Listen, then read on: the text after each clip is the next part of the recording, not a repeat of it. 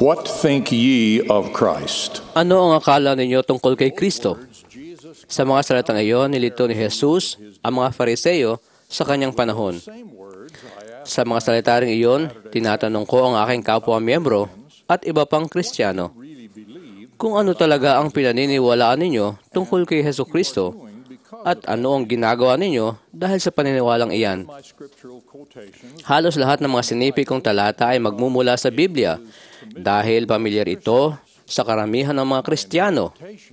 Ang interpretasyon ko mangyari pa ay huhugutin sa itinuturo sa atin ng makabagong banal na kasulatan, ang Aklat ni Mormon, tungkol sa kahulugan ng mga talata sa Biblia na napakalabo kaya hindi magkasundo ang mga Kristiyano sa kahulugan nito. Magsasalita ako sa mga nananalig, ngunit maging sa iba pa. Tulad ng itinuro sa atin ni Elder Callister ngayong umaga, ang ilan na nagsasabing Kristiyano sila ay pinupuri si Jesus bilang dakilang guro, ngunit ayaw patunayan ang kanyang kabanalan. Para masabihan sila, ginamit ko ang mga salita ni Jesus mismo. Pag-isipan nating lahat ang itinuro niya mismo tungkol sa kung sino siya at ano ang ipinagagawa sa kanya sa lupa. Itinuro ni Jesus na siya ang bugtong na anak. Sabi niya, sapagkat gayon na lamang ang pagsinta ng Diyos sa sanlibutan ay binigay niya ang kanyang bugtong na anak upang ang sinumang sa kanya'y sumampalataya ay huwag mapahamak, kundi magkaroon ng buhay na walang hanggan. Sapagkat hindi isinugo ng Diyos ang anak sa sanglibutan upang hatulan ng sanglibutan, kundi upang ang sanglibutan ay maligtas sa pamamagitan niya. Pinagtibay ito ng Diyos Ama sa pagtatabos ng sagradong karanasan sa bundok ng pagbabagong anyo. Sinabi niya mula sa langit, ito ang sinisinta kong anak na siya kong kinalulugdan. Siya ang inyong pakinggan. Itinuro din ni Jesus na nakakawangi siya ng kanyang ama. Sa kanyang mga apostol, sinabi niya, kung ako'y nangakilala ninyo, ay makikilala ninyo ang aking ama. Buhat ngayon, siya'y inyong makikilala at siya'y inyong nakita. Sinabi sa kanya ni Felipe, Panginoon, ipakita mo sa amin ang ama at sukat na ito sa amin. Sinabi sa kanya ni Jesus, malaon ng panahong ako'y inyong kasama at hindi mo ako nakikilala, Felipe. Ang nakakita sa akin ay nakakita sa Ama. Paanong sinasabi mo ipakita mo sa akin, Ama? Sa ngayon, inilarawan ni Apostol Pablo ang anak na siyang tunay na larawan ng Diyos Ama.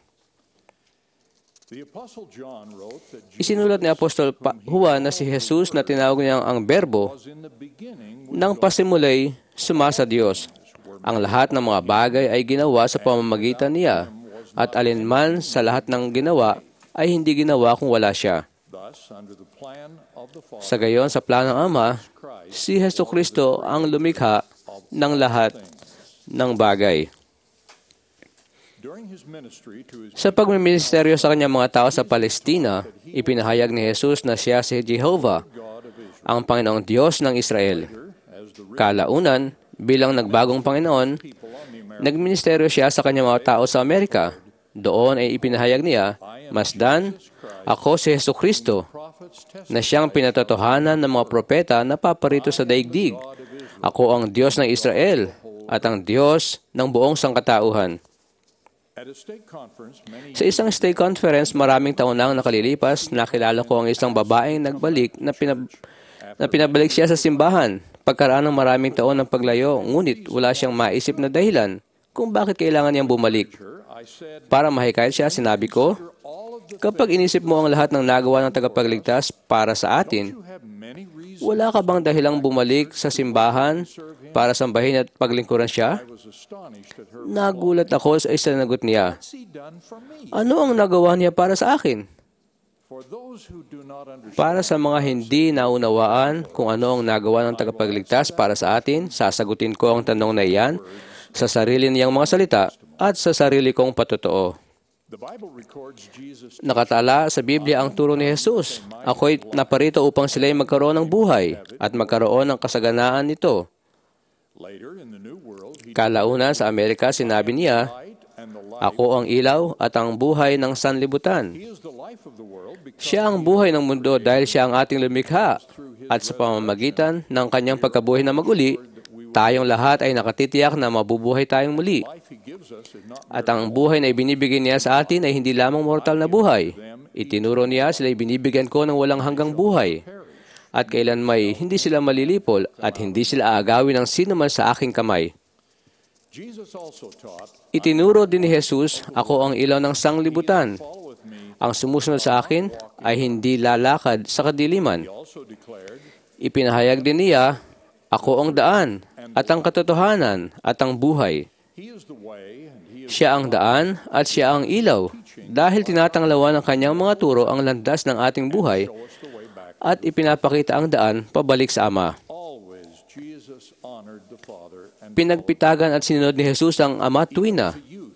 Kahit noong bata pa siya, ipinahayag niya sa kanyang mga magulang sa lupa, di baga talastas ninyo na dapat akong maglumagak sa bahay ng aking Ama? Sapagkat bumaba akong mula sa langit, itinuro niya kalaunan, hindi upang gawin ko ang aking sariling kalooban, kundi ang kalooban ng nagsugo sa akin. At itinuro ng tagapagligtas, sino man ay hindi makaparoroon sa Ama, kundi sa pamamagitan ko.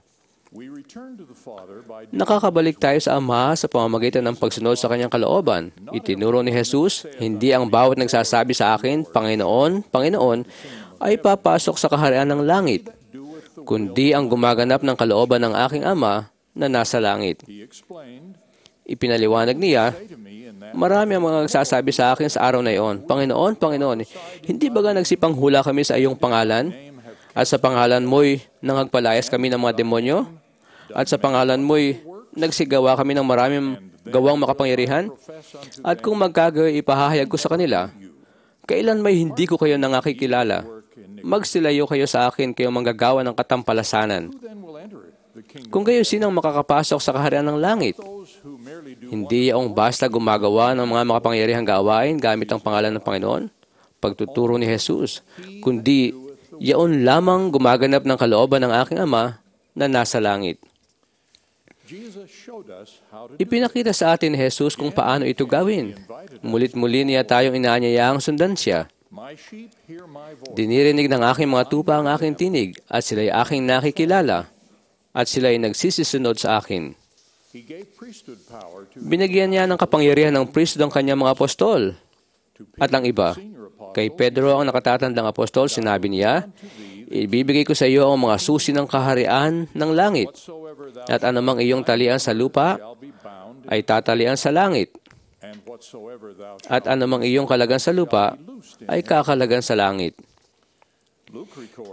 Itinala ni Lucas na ang Panginoon ay naghala ng 7 pupa, at sila'y sinugong dala-dalawa sa unahan ng kanyang mukha sa bawat bayan at dako ng kanyang paroroonan. Kalaunan ay masayang sinabi ng 70 ito kay Jesus, pati ang mga demonyo ay nagsisisuko sa amin sa iyong pangalan. Saksi ako sa kapangyarihang iyan ng priesthood. Sa pagtatapos ng kanyang ministeryo sa lupa, itinuro ni Jesus sa kanyang mga apostol, ang mga aliw sa makatwid bagay ang Espiritu Santo na susuguin ng Ama sa aking pangalan. Siya ang magtuturo sa inyo ng lahat ng mga bagay at magpapaalaala ng lahat ng bagay na sa inyo ay aking sinabi. At papatnubayan niya kayo sa buong katotohanan. Pinapatnubayan din niya tayo sa kanyang mga utos.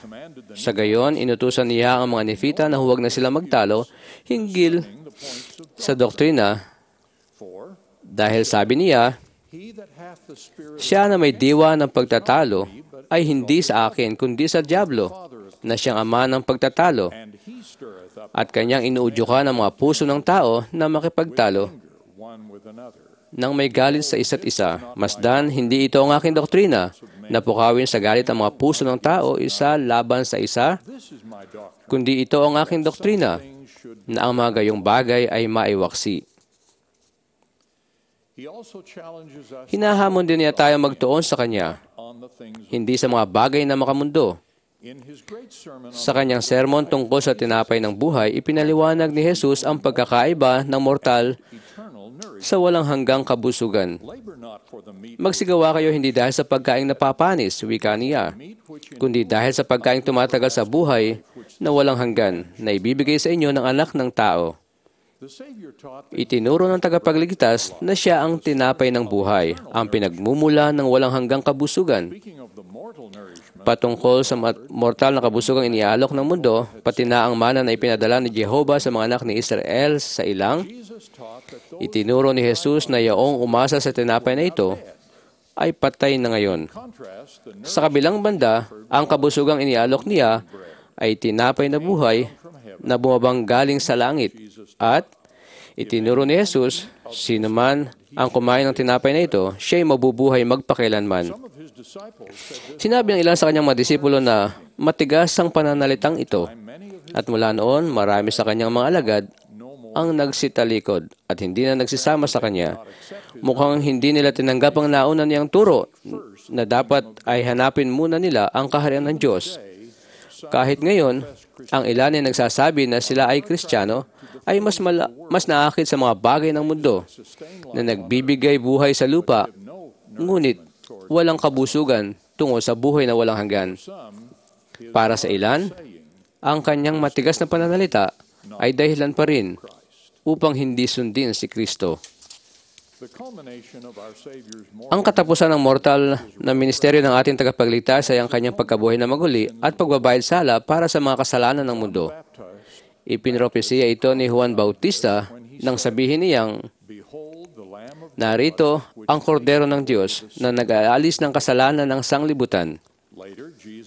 Kalaunan itinuro ni Jesus na ang anak ng tao ay naparito upang maglingkod at ibigay ang kanyang buhay ng pangtubos sa marami. Sa huling hapunan, ipinaliwanag ni Jesus ayon sa salaysay sa Mateo na ang alak na binasbasan niya ang aking dugo ng tipan na nabubuhos dahil sa marami sa pagpapatawad ng mga kasalanan. Nang magpakita sa mga Nefita, pinalapit sila ng nagbawang Panginoon upang hipuin ang sugat sa kanyang tagiliran at mga bakas ng pako sa kanyang mga kamay at paa. Ginawa niya ito, paliwanag niya, upang inyong malaman na ako nga ang Diyos ng Israel at ang Diyos ng buong sangkatauhan at pinatay para sa mga kasalanan ng sanlibutan. At pagpapatuloy ng salaysay, ang madla ay nagsiluhod sa paanan ni Jesus at sinamba siya. Dahil dito, sasambahin siya ng buong mundo sa huli. Itinuro pa ni Jesus ang mahalagang katotohanan tungkol sa kanyang pagbabayad sala, ang aklat ni Mormon na nagdedetalye ng mga turo ng tagapagligtas at nagbibigay ng pinakamagandang paliwanag sa kanyang misyon, ay iniulat ang turong ito. Isinugo ako ng aking Ama upang ako ay ipako sa krus, upang mahikayat ko ang lahat ng tao na lumapit sa akin, upang sila ay mahatulan alinsunod sa kanilang mga gawa. At sino man ang magsisisi at mabibinyagan sa aking pangalan ay mapupuspos. At kung siya ay magtitiis hanggang wakas, masdan siya ay pawawalan ko ng sala sa harapan ng aking Ama sa araw na iyon, kung kailan ako tatayo upang hatulan ng sanlibutan. At walang maruming bagay ang makapapasok sa kaharian ng aking Ama. Ano pa't walang makapapasok sa kanyang pahingahan, maliban sa mga iyong nahugasan ng kanilang mga kasuotan ng aking dugo, dahil sa kanilang pananampalataya at sa pagsisisi ng lahat ng kanilang mga kasalanan at sa kanilang katapatan hanggang sa wakas. Kaya nga naunawaan natin ang pagbabayad sala ni Hesukristo ay nagbibigay sa atin ng pagkakataong madaig ang espiritual na kamatayang sanhin ng kasalanan at sa paggawa at pagtupad ng mga sagradong tipan upang mabiyayaan ng buhay na walang hanggan. Inilabas ni Jesus ang hamong ito. Ano ang akala ninyo tungkol kay Kristo? Hinamon ni Apostol Pablo ang mga taga-Korinto na siyasatin ninyo ang inyong sarili kung kayo'y nangasa pananampalataya. Dapat nating saguting lahat sa ating sarili ang mga hamong ito. Nasaan ang ating lubos na katapatan? Katulad ba tayo ng mga Kristiyanong inilarawan ni Elder Maxwell na lumipat ng tirahan sa Sion? Ngunit may bahay pa rin sa Babylonia? Kailangan nating pumili. Tayo ay mga alagad ni Hesukristo. Tayo ay mga miyembro ng kanyang simbahan at sumusunod sa kanyang ebanghelyo. At hindi natin dapat tularan ng kilos ng mga mamayan ng Babylonia. dapat nating purihin. We should honor his name. Dapat nating purihin ang kanyang pangalan, sundin ang kanyang mga utos, at huwag hangarin ang mga bagay ng mundong ito, kundi itayo muna ang kaharian ng Diyos To establish at itatag ang kanyang kabutihan. Jesus Christ is Si Jesucristo ang bugtong at pinakamamahal na anak ng Diyos. our Creator, Siya ang ating lumikha. Siya ang ilaw ng sanlibutan. is our Savior. Siya ang ating tagapagligtas mula sa kasalanan at kamatayan. Ito ang pinakamahalagang kaalaman sa lupa at malalaman ninyo ito sa inyong sarili, tulad ng pagkaalam ko rito sa aking sarili. Ghost who testifies of the Ang Espiritu Santo na sumasaksi sa Ama at sa Anak at inaakit tayo sa katotohanan ay inihayag sa akin ang mga katotohanan ito at ihahayag niya ito sa inyo. way is Ang paraan ay pagnanais at pagsunod. as to desire, Jesus taught, ask Sa pagnanais, itinuro ni Jesus, magsihingi kayo at kayo'y bibigyan. Magsihanap kayo at kayo'y mga kasusumpong. and knock, and it shall be opened. Magsituktok kayo at kayo'y bubuksan. And as to At kung obedience, ang sinumang tao ay nag-ibig gumawa ng kanyang kalooban, he shall know of the ay makikilala niya ang turo, kung ito'y sa Diyos whether I speak o or kung ako'y nagsasalita na mula sa aking sarili. testify of the truth Pinatototohanan ko na totoo ang mga bagay na ito. of Jesus Christ. Sa pangalan ni Jesucristo. Amen.